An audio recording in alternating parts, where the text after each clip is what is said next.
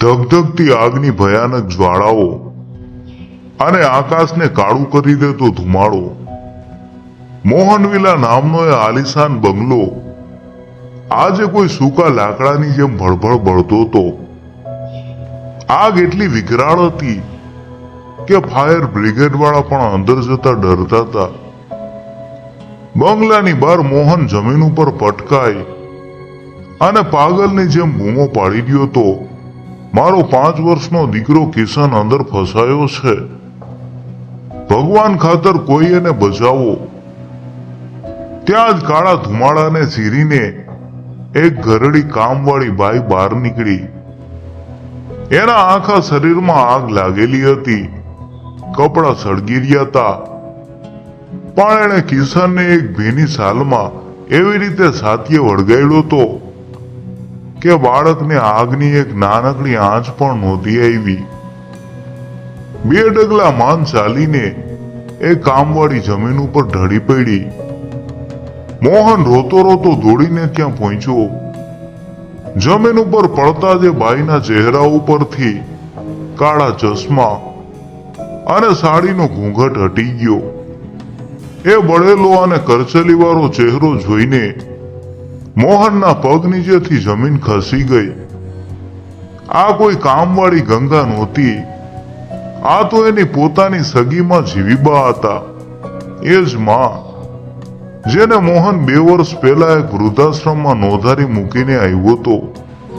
પણ સવાલ એ હતો કે વૃદ્ધાશ્રમમાં આંસુ સારતી જીવીબા પોતાના દીકરાના ઘરમાં અચાનક કામવાળી બનીને કેમ આવી, અને આ ભયંકર આગ લાગી કેવી રીતે?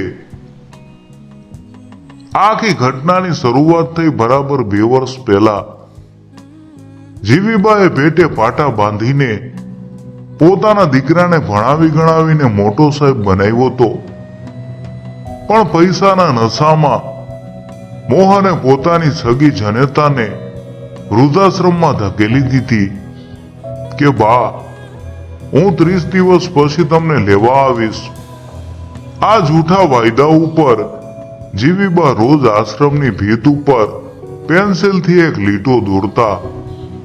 જોત જોતામાં દિવાલો ઉપર 730 લીટા થઈ ગયા, પણ દીકરો ન ફેરકો. રોજ દરવાજે મોટરનો અવાજ સાંભળીને દોડી જતી જીવીબાની આંખમાં આશાના નીર સુકાઈ ગયા હતા. એક સવારે આશ્રમના ટેબલ ઉપર પડેલા છાપા ઉપર એમની નજર પડી. એક નાનકડી જાહેરાત હતી. 5 વર્ષના છોકરાને સાચવવા માટે એક ભરોસાપાત્ર કામવાળીની તાત્કાલિક જરૂર છે, પગાર 10,000. નીચે છપાયેલું સરનામું વાંચીને જીવીબાના હાથમાંથી છાપું જમીન ઉપર પડી ગયું. શ્વાસ એક પળ માટે થંભી ગયો.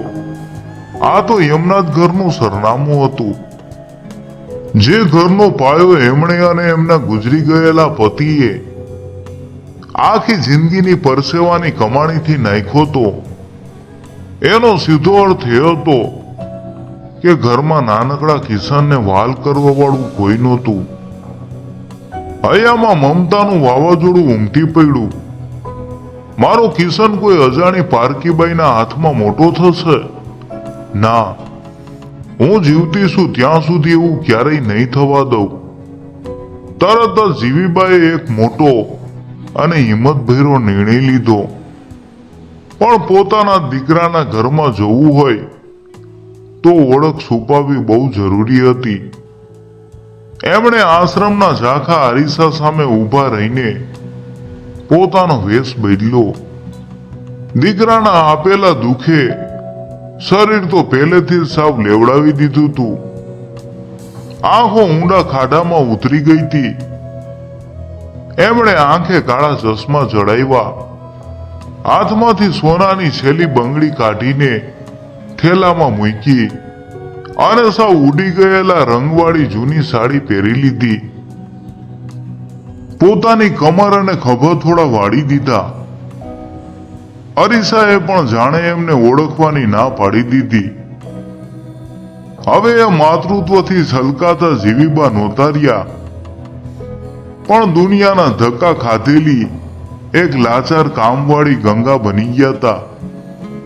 જ્યારે ગંગા બનીને એમણે પોતાના જ આલીશાન બંગલાના ગેટ ઉપર પગ મૂક્યો ત્યારે ગોકુળ નિવાસની જગ્યાએ અંગ્રેજીમાં લખેલું મોહનવિલાનું નવું પાટિયું જોઈને એમનું કાળજું ચીરાઈ ગયું.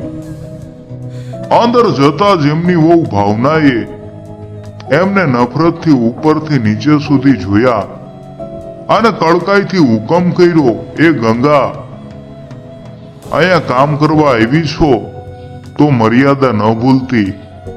તારે ખાલી કિશનને સાચવવાનો છે. જો વધારે લાડ લડાવ્યા છે કે મારા કામની વચ્ચે આવી છે તો ધક્કા મારીને કાઢી મૂકીશ. જીવીબા બધું જ અપમાન ઘૂંટડો બનીને પી ગયા અને ઉપરના ઓરડામાં ગયા.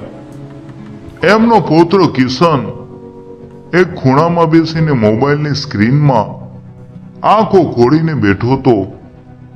સફરજન જેવા લાલ ઘૂમ રહેતા એના ગાલ સાવ ફીકા અને કરમાયેલા લાગતા હતા.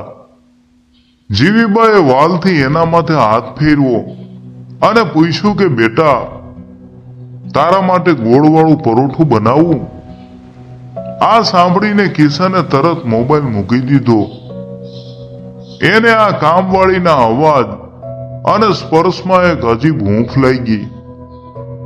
ધીમે ધીમે કિશન જીવીબાની એટલી નજીક આવી ગયો કે એને આખો દિવસ બીજી કોઈ વસ્તુની જરૂર જ ન પડે. એક રાત્રે ભાવના પોતાની બેનપણીઓ સાથે રાત્રે બહાર જમણવારમાં જવા તૈયાર થતી હતી. જીવીબાએ છુપાઈને જોયું તો ભાવના કિશનના દૂધના ગ્લાસમાં શરદીની દવા ભેળવી રહી હતી, જેથી છોકરો કલાકો સુધી નિરાતે ઊંઘતો રહે અને એને પાર્ટીમાં કોઈ કનડગત ન થાય. આ જોઈને જીવીબાનો જીવ સળગી ઉઠ્યો. આ દવા નહોતી, પોતાના સંતાનને અપાતું ધીમું ઝેર હતું. હજી તો આ આઘાતમાંથી જીવીબામાં બહાર આવ્યા હતા ત્યાં રાતના ઘોર અંધારામાં નીચે મોહનના રૂમમાંથી આવતા ધીમા અવાજે એમના પગ જકડી લીધા. દરવાજો સહેજ ખુલ્લો હતો અને અંદર મોહન ફોન ઉપર કોઈ વકીલ સાથે વાત કરી રહ્યો હતો કે વકીલ સાહેબ, ગમે એમ કરીને મારી બાનો મરણનો દાખલો જલ્દી કઢાવી આપો. મારે આ મકાન વેચવું છે અને પરદેશ જવું છે.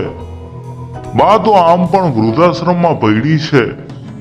હું કાલે જ એના ફોટા ઉપર હાર ચડાવી દઈશ. પોતાના સગા દીકરાના મોઢેથી જીવતે જીવ પોતાનું મરણ સાંભળી અને જીવીબા ધ્રુજી ઉઠ્યા અને એમના હાથમાંથી પાણીનો લોટો સટકી ગયો. ધડામ! લોટો પડવાનો અવાજ આખા ઘરમાં ગુંજી ઉઠ્યો. મોહનની વાત અચાનક અટકી ગઈ. એણે દરવાજા તરફ જોયું અને બહાર આવવા માટે ઝડપથી ડગલા માંડ્યા. અંધારામાં થરથર ધ્રુજતી ગંગા એટલે કે જીવીબા નીચે બેસીને લોટો ઉઠાવી રહી હતી. એ ડોસી, રાતના 12 વાગે શું વાસણ પસાડે છે? ચૂપચાપ જઈને સૂઈ જા. મોહને ગુસ્સામાં ત્રાડ પાડી અને દરવાજો ધડાકાભેર બંધ કરી દીધો. જીવીબા માન પોતાના રૂમમાં પહોંચ્યા. એમની આંખોના આંસુ હવે સુકાઈ ગયા હતા. જે દીકરાને આંગળી પકડીને ચાલતા શીખવ્યું એ જ દીકરો આજે એમની નનામી કાઢવાની તૈયારી કરી રહ્યો હતો. જીવીબાએ એક મક્કમ નિર્ણય લીધો. જે દીકરાએ મને પોતાના મનમાં જ મારી નાખી છે એના ઘરમાં ગંગા બનીને રહેવાનો હવે કોઈ અર્થ નથી. એમણે નક્કી કર્યું કે કાલે સવારે કોઈને કીધા વગરે ચૂપચાપ એ જ વૃદ્ધાશ્રમમાં પાછા ચાલ્યા જશે. બીજા દિવસે બપોરે ભાવના પોતાની બેનપણીઓ સાથે પાર્ટીમાં જવા નીકળી ગઈ હતી અને મોહન ઓફિસે હતો.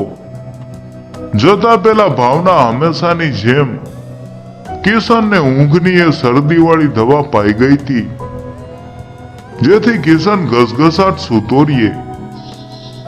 જીવીબાએ પોતાનો થેલો તૈયાર કર્યો, પણ જતા પહેલા અંદરની તરફડતી મમતાએ એમને એક કાગળ અને પેન લેવા મજબૂર કરી દીધા.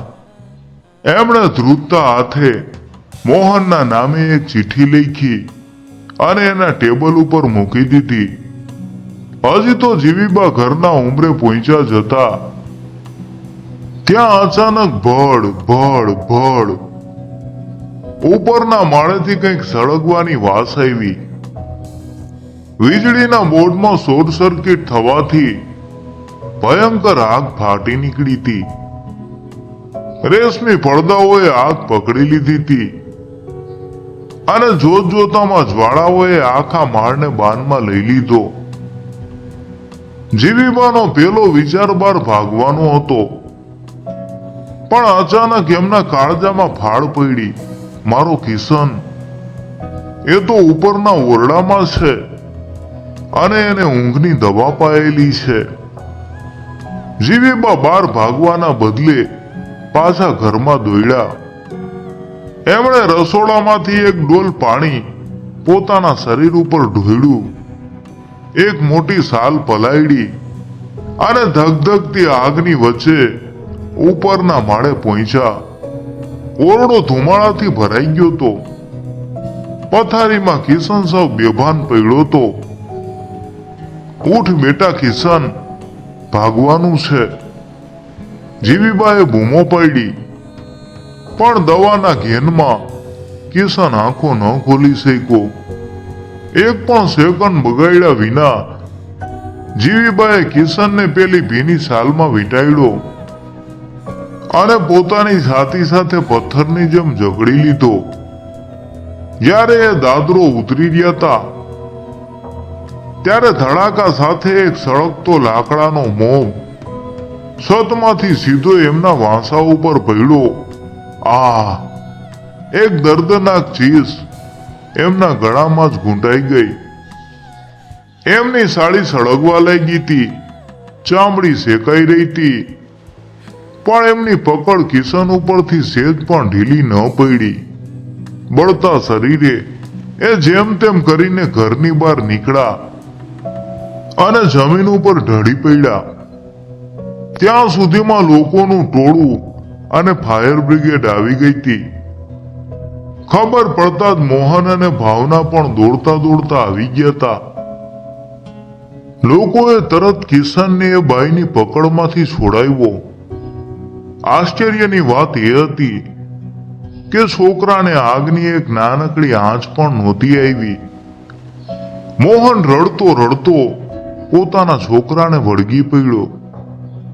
પછી એણે એ કામવાળીનો આભાર માનવા નીચે જોયું. ખાટલા ઉપર પડેલી એ અધમુઈ કાયાના ચહેરા ઉપરથી પેલા ચશ્મા અને સાડીનો પાલવ હટી ગયો તો. મોહનના શ્વાસ અધર થઈ ગયા. એની આંખો ફાટી ગઈ. આ ગંગા નથી, આ તો મારી બા છે. જે બાને એ વૃદ્ધાશ્રમમાં સમજતો તો એ બાએ આજે ભસ્મીભૂત થઈ અને એના દીકરાનો જીવ બચાવ્યો તો. તરત જ જીવીબાને હોસ્પિટલ લઈ જવામાં આવ્યા. બીજી બાજુ જ્યારે આગ ઓલાવાઈ ગઈ ત્યારે મોહન પોતાના અડધા બળેલા રૂમમાં ગયો. ત્યાં એની નજર ટેબલ ઉપર પડેલી પેલી ચિઠ્ઠી ઉપર પડી. ધ્રુજતા હાથે એણે વાંચવાનું શરૂ કર્યું. મોહન મારા દીકરા, જુગ જુગ જીવ. તે મને 30 દિવસ પછી લઈ જવાનો વાયદો કર્યો તો, પણ તું ભૂલી ગયો એટલે હું પોતે જ આવી ગયો.